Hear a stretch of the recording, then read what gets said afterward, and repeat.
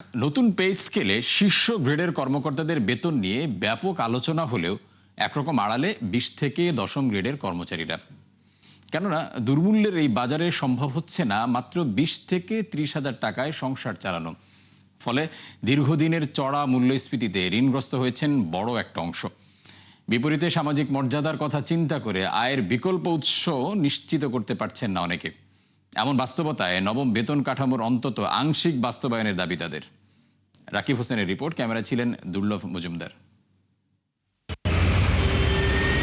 আগারগাঁও জাতীয় রাজস্ব ভবনের পাশে ফুটপাতের এই দোকানে যারা খাবার খাচ্ছেন তাদের একাধিক ব্যক্তি সরকারি কর্মচারী।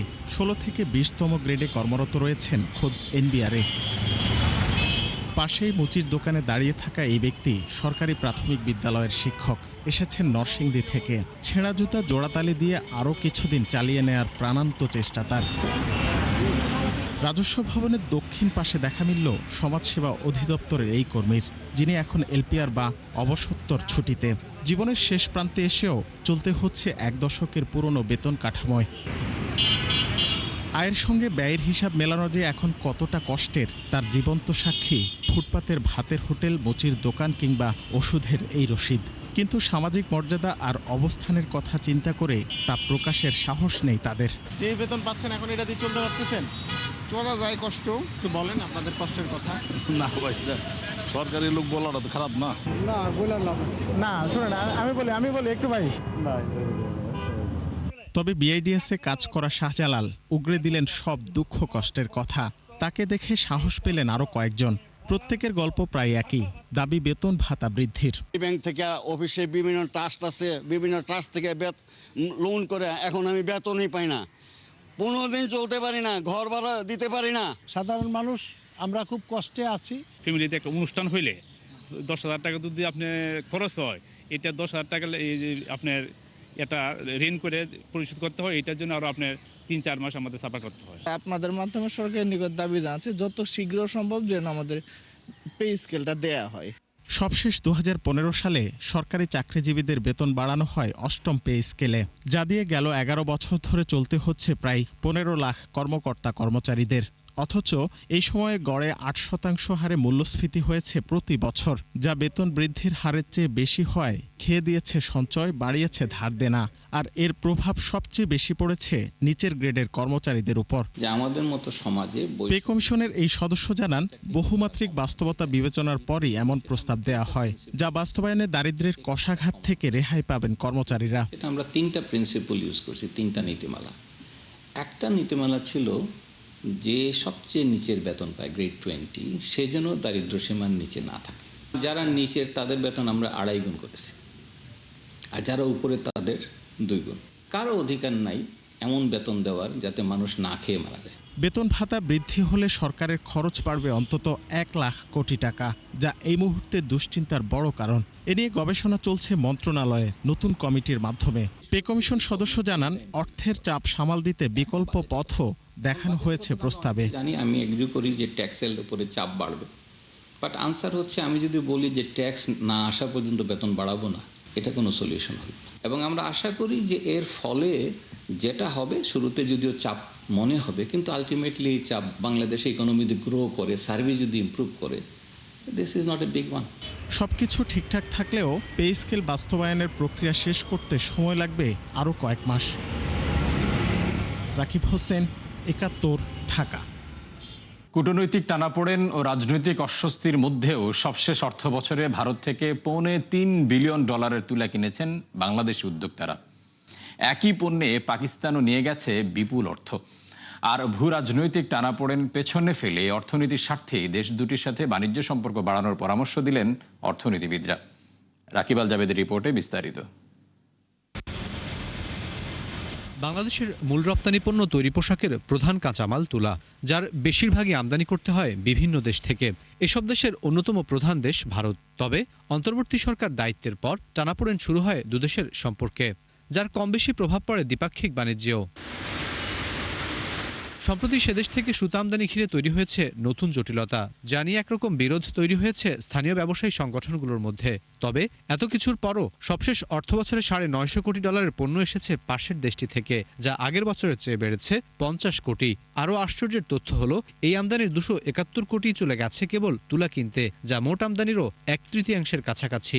অলমোস্ট 9 মিলিয়ন বেল আমরা ইম্পোর্ট করি। হ্যাঁ, এটা ডে বাই ডে বাড়বে, কমবে না।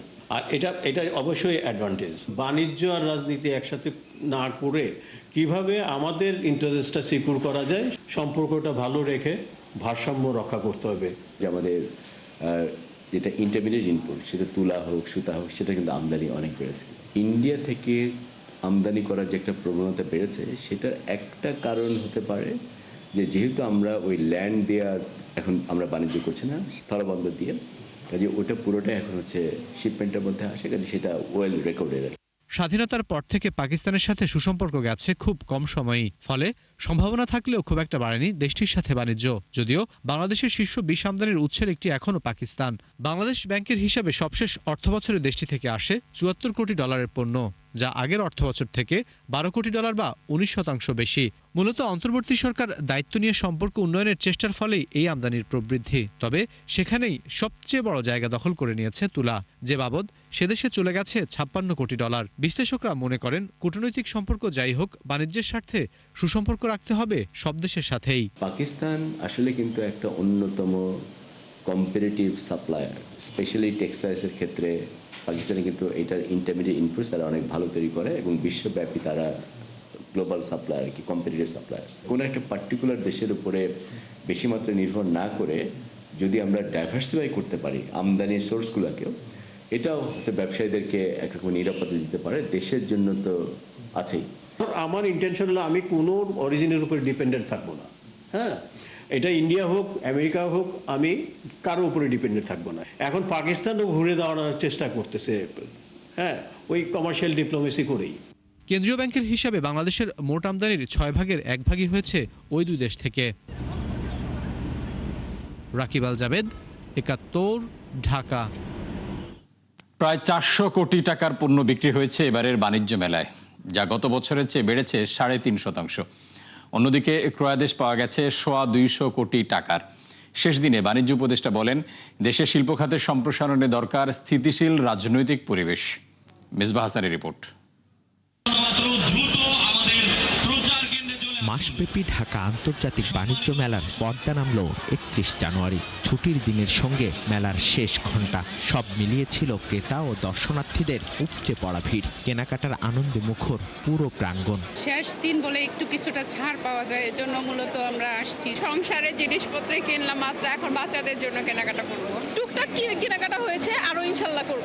শেষ সময়ের ছাড়ে কেউ লুফে নিচ্ছেন পছন্দের পণ্য, কেউ আবার পরিবারের ছোট বড় সদস্যদের নিয়ে উপভোগ করছেন রঙিন আয়োজন। সন্তুষ্ট ছিলেন বিক্রেতারাও। পুরো মাস জুড়ে মোটামুটি সেল আমাদের ভালো ছিল। পুঁজি না উঠলেও যারা আছে সমান সমান হয়ে যাবে।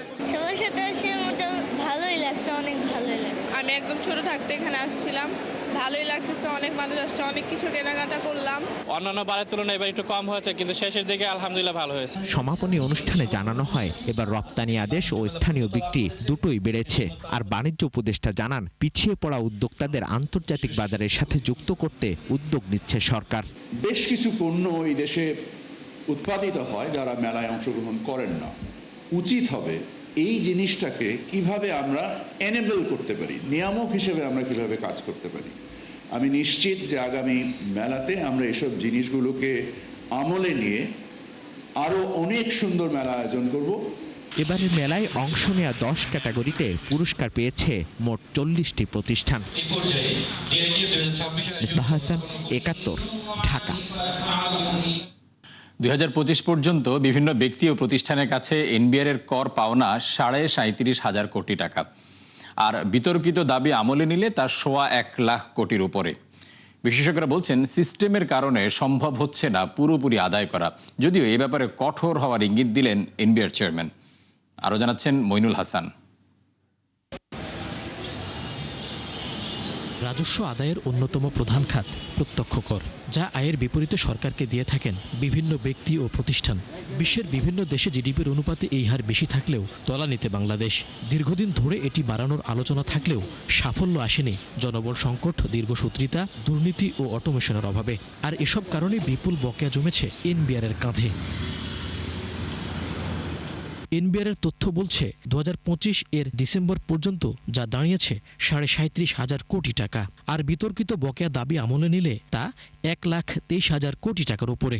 অর্থনীতিতে দুর্দশার যেই বড় জায়গাগুলো আছে, ডিপোজিট আছে টাকা নাই, ক্যাপাসিটি আছে বিদ্যুৎ নাই, বা পাওনা ট্যাক্স আছে আদায় নাই। একটা সিমিলারিটি যেটা পাওয়া যায় যে সব কিছুর পিছনেই কিছু প্রভাবশালী গোষ্ঠীর আছে। এদেরকে টেক্কা দেওয়ার মতো সক্ষমতা এবং সদিচ্ছা তো থাকতে হবে। এই দুটো যদি না থাকে, যে একটিকে আমি টেক্কা দিতে চাইবো আর দ্বিতীয় হলো পারবো, সেই দুটা যদি একসঙ্গে উপস্থিত না থাকে তাহলে তো আপনি ফলাফল পাবেন না। প্রতিবেদন অনুযায়ী দেশের মোট 50টি কর অঞ্চলের মধ্যে সবচেয়ে বেশি আটকে আছে বৃহৎ করদাতা ইউনিট বা এলটিইউতে 35,000 কোটি টাকা, যার মধ্যে প্রায় 4,500 কোটি অবিতর্কিত বকেয়া। মামলা ঝুলে আছে 831টি। দ্বিতীয় সর্বোচ্চ 13,989 কোটি চট্টগ্রামের করঞ্চল 2-এ। এর মধ্যে প্রায় 12,500 কোটি টাকায় অবিতর্কিত, আর 10,099 কোটি টাকার বকেয়া মামলা ঝুলে আছে চট্টগ্রামের করঞ্চল 3-এ। বিশেষজ্ঞরা বলছেন সরকারি দপ্তরগুলোর সমন্বয়ের অভাবেই হচ্ছে না আদায়। আদালতে যদি নিষ্পত্তিটা না হয় তাহলে তো এনবিআর যতই চেষ্টা করুক, ওখানে যদি একটা স্টে অর্ডার হয়ে যায় তাতে আর এনবিআর এর কিছু করার থাকে না। তবে এখানে তো একটা সিস্টেম আছে যেটা কাজ করে। তো এই সমন্বয়ের অভাব, আর ইন্ডিভিজুয়াল পর্যায়ে যারা ইভেন কাজটা করতে চান তাদের ওই কাজ করার পথে যে অনেক বাধার সম্মুখীন হতে হয়, সেই কারণে কেউ ঝুঁকি নিতে চান না। আইন অনুযায়ী বকেয়া না দেয়া ব্যক্তি ও প্রতিষ্ঠানের ব্যাংক অ্যাকাউন্ট, বাড়ি ভাড়া, বেতন ও বিভিন্ন ধরনের বিল, পেনশন সহ নানা অর্থ জব্দ করতে পারে এনবিআর। সংস্থার চেয়ারম্যান জানান, এ বিষয়ে কঠোর হচ্ছে রাজস্ব বোর্ড। বকেয়া করের যে পরিসংখ্যান সেগুলো কালেক্ট করেছি এবং এই বকেয়া কর আদায়ের জন্য আমাদের যা যা মেকানিজম আছে সবগুলো ফলো করেছি। কাজ শুরু হয়ে গেছে, আলহামদুলিল্লাহ ভালো রেজাল্ট। আমরা কোর্টে ফাইট করছি, আপিল ট্রাইব্যুনালে দ্রুত যাতে টাইমলি হিয়ারিং করে সেটেল করে সেজন্য আমরা যোগাযোগ করতেছি। ডিসেম্বর পর্যন্ত 147 ধারে মাত্র 350 কোটি টাকা আদায় করতে পেরেছে NBR. Moinul Hasan, 71, Dhaka. Dubai Gulf food ফেয়ারে $55 লাখ পণ্য রপ্তানির ক্রয়াদেশ পেয়েছে প্রাণ গ্রুপ, যা এবারের মেলায় বাংলাদেশি প্রতিষ্ঠানগুলোর প্রাপ্ত অর্ডারের অর্ধেকের বেশি। মেলায় মধ্যপ্রাচ্য ছাড়াও বিভিন্ন দেশের কয়েকশো আমদানিকারক প্রাণ, জুস, বিস্কুট সহ নানা পণ্যের অর্ডার দেন। গতকাল 30 জানুয়ারি শেষ হয় 5 দিনের আন্তর্জাতিক খাদ্যপণ্য মেলা। 8,000 স্টলে নিজেদের পণ্যের পসরা সাজায় 195টি দেশের উদ্যোক্তারা। গালফ ফুড ফেয়ারে $1,05,00,000 পণ্য রপ্তানির ক্রয়াদেশ নিশ্চিত করেছেন বাংলাদেশি উদ্যোক্তারা। ইউরোপের সঙ্গে ভারতের মুক্ত বাণিজ্য চুক্তিকে দেশের রপ্তানির জন্য বড় হুমকি মনে করছেন বিজিএমইএ সভাপতি ইনামুল হক বাবলু। এক অনুষ্ঠানে তিনি বলেন, উপযুক্ত নীতির পাশাপাশি পরিবেশ বান্ধব জ্বালানি উৎপাদন ব্যবস্থা ছাড়া এটি মোকাবেলা কঠিন হবে। তার মতে, বর্তমানে পণ্যের বাড়তি মূল্য না মিললেও টেকসই অর্ডার নিশ্চিতে লিড সার্টিফাইড বা সবুজ কারখানার বিকল্প নেই। আহ্বান জানান বিশ্ববাজারে প্রতিযোগিতা সক্ষমতা ধরে রাখতে শক্তি সামর্থ্য বৃদ্ধির। অনুষ্ঠানে লিড সনদধারী প্রতিষ্ঠান হ্যামস গার্মেন্টসকে সংবর্ধনা দেওয়া হয়। বর্তমানে দেশে 273টি কারখানা যুক্তরাষ্ট্রের লিড সনদধারী, যার মধ্যে সিংহভাগই তৈরি পোশাক খাতের। আমাদের সবার কিন্তু খেয়াল রাখতে হবে, ইন্ডিয়ার এই চুক্তিটা কিন্তু একটা বড় threat. At the same time আমরা যদি আমাদের শক্তিটাকে বজায় রাখি, আমাদের ব্যবসার অবশ্যই থাকবে। যতই আমাদের এফিসিয়েন্সি বাড়বে, প্রোডাক্টিভিটি বাড়বে, তাহলে কিন্তু আমাদের কস্ট অফ মেকিং প্রোডাকশন কমে যাবে, আমি কিন্তু প্রতিযোগিতা সক্ষম হব। দর্শক, এই ছিল 71 বিজনেসের এখনকার আয়োজনে। সরাসরি সংবাদ অনুষ্ঠান দেখতে চোখ রাখুন 71-এর ফেসবুক পেজ এবং সাবস্ক্রাইব করুন 71-এর ইউটিউব চ্যানেল। থাকুন 71-এর সাথে।